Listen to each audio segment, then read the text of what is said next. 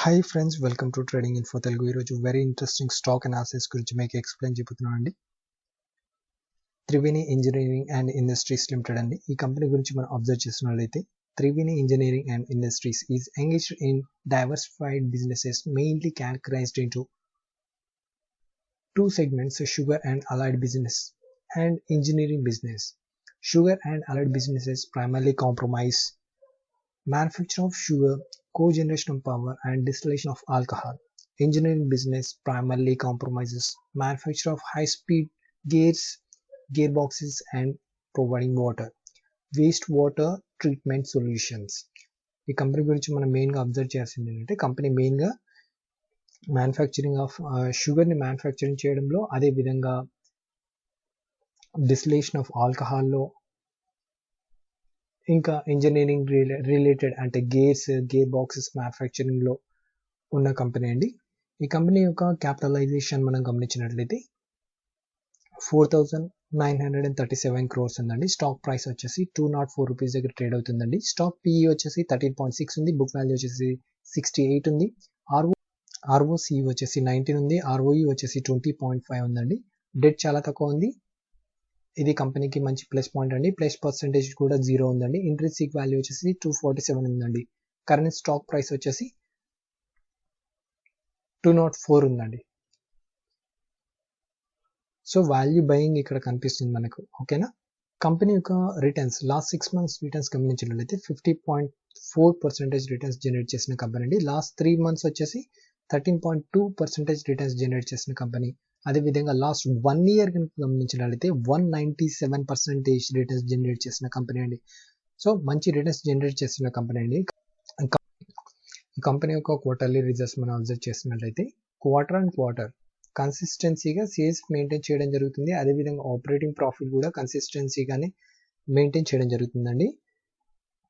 Company యొక్క net profit quarter and quarter మీరు observe చేసినట్లయితే మంచి నెట్ ప్రాఫిట్ జనరేట్ చేస్తున్న కంపెనీ అండి. మీరు చూడండి, లాస్ట్ 4 quarters 5 quarters మీరు కంపెనీ యొక్క నెట్ ప్రాఫిట్ చూడండి. అదేవిధంగా ఈపీఎస్ చూడండి, క్వార్టర్ అండ్ క్వార్టర్ ఈపీఎస్ చూడండి. ఈపీఎస్ యొక్క గ్రోత్ ఉందా లేదా అనేది మీరు గమనించాల్సి ఉంటుందండి. ఈపీఎస్ యొక్క గ్రోత్ ఉన్నట్లయితే చూడండి, క్వార్టర్ అండ్ క్వార్టర్ ఈపీఎస్ యొక్క గ్రోత్ కనిపిస్తుంది చూడండి. ఇక్కడ క్వార్టర్ అండ్ క్వార్టర్ ఈపీఎస్ చూడండి మీరు, కన్సిస్టెన్సీగా ఉందా లేదా? కన్సిస్టెన్సీగా ఉంది. ఓకేనా. అదేవిధంగా ప్రాఫిట్ ఆన్ లాస్ కనుక గమనించినట్లయితే కంపెనీ యొక్క సేల్స్ మీరు అబ్జర్వ్ చేయండి. కంపెనీ యొక్క సేల్స్ కనుక మీరు ఇయర్ ఆన్ ఇయర్ సేల్స్ చూడండి, లాస్ట్ 4 years మీరు అబ్జర్వ్ చేయండి. అదేవిధంగా ఆపరేటింగ్ ప్రాఫిట్ కూడా మీరు అబ్జర్వ్ చేయండి, కన్సిస్టెన్సీగా పెరగడం జరుగుతుంది. ఓకేనా. మంచి కంపెనీస్లో సేల్స్ పెరగడంతో పాటు ఆ కంపెనీ యొక్క ఆపరేటింగ్ ప్రాఫిట్ పెరిగితే మంచిదండి. అదేవిధంగా నెట్ ప్రాఫిట్ కనుక మనం అబ్జర్వ్ చేసినట్లయితే కన్సిస్టెన్సీగా లాస్ట్ 4 years మీరు అబ్జర్వ్ చేయండి, last 4 to 5 years net profit consistency growth కనిపిస్తుందండి. ఓకేనా. అదేవిధంగా కంపెనీ యొక్క బ్యాలెన్స్ షీట్ మనం గమనించినట్లయితే కంపెనీ యొక్క బారోయింగ్స్ చూడండి, కంపెనీ యొక్క బారోయింగ్స్ తగ్గించుకుంటున్నారు చూడండి. కంపెనీ యొక్క బారోయింగ్స్ తగ్గించుకోవడం జరుగుతుంది. అదేవిధంగా కంపెనీ యొక్క రిజర్వ్స్ మీరు అబ్జర్వ్ చేయండి, కంపెనీ యొక్క రిజర్వ్స్ పెంచుకోవడం జరుగుతుంది.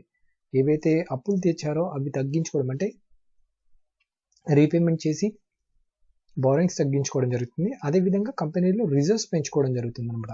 ఓకేనా. రిజర్వ్స్ పెంచుకుంటున్నారు, ఏవైతే లోన్స్కి ఇట్లా తీసుకున్నారో వాటిని రీపేమెంట్ చేసి తగ్గించుకుంటున్నారు. ఇవి రెండు కంపెనీకి మంచి ప్లస్ పాయింట్స్ అండి.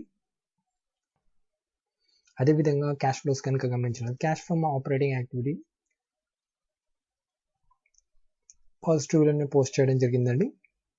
అదేవిధంగా షేర్ హోల్డింగ్ ప్యాటర్న్ కనుక గమనించినట్లయితే ప్రమోటర్స్ యొక్క హోల్డింగ్ వచ్చేసి 68.43 ఉందండి. ఎఫ్ఐఎస్ యొక్క హోల్డింగ్ వచ్చేసి 2.96 ఉంది.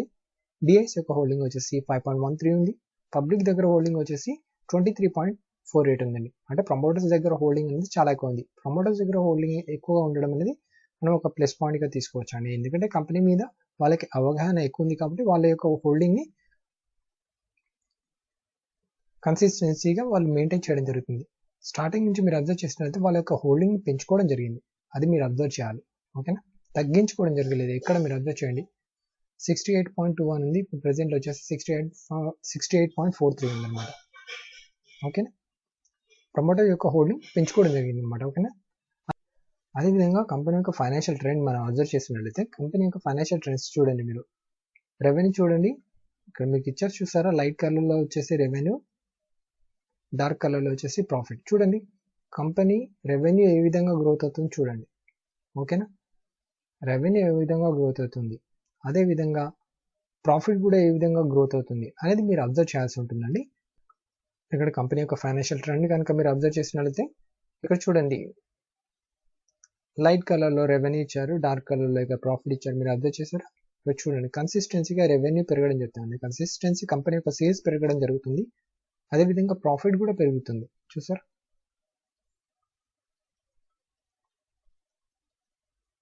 ఈ ఇయర్లో కాస్త ప్రాఫిట్ తగ్గడం జరిగింది, కానీ ఫండమెంటల్లీ స్ట్రాంగ్ కంపెనీ అండి. అదేవిధంగా ఫోర్కాస్ట్ కనుక మనం అబ్జర్వ్ చేసినట్లయితే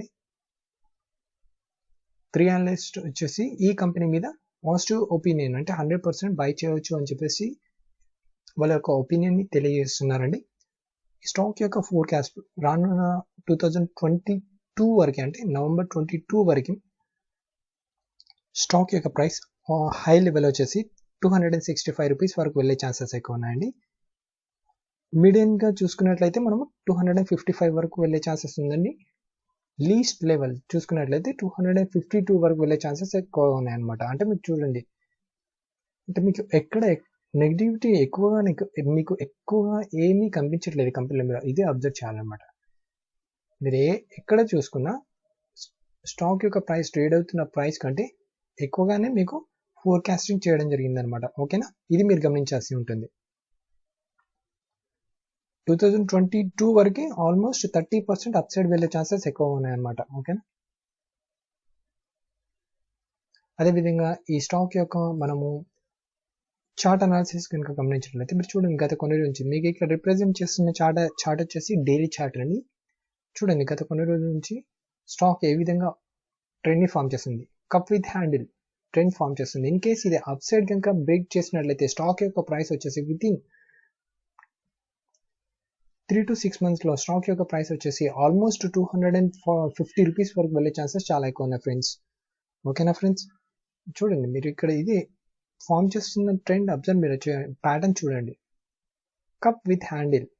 ఓకేనా, ఇది అప్ సైడ్ ఎప్పుడైతే ఈ లెవెల్ని బ్రేక్ చేస్తుందో స్టాక్ యొక్క ప్రైస్ మ్యాక్సిమం అప్ సైడ్ వెళ్ళే ఛాన్సెస్, అంటే మీకు వచ్చేసి ఆల్మోస్ట్ 250 రూపీస్ వరకు వెళ్ళే ఛాన్సెస్ చాలా ఎక్కువ ఉంటాయి ఫ్రెండ్స్.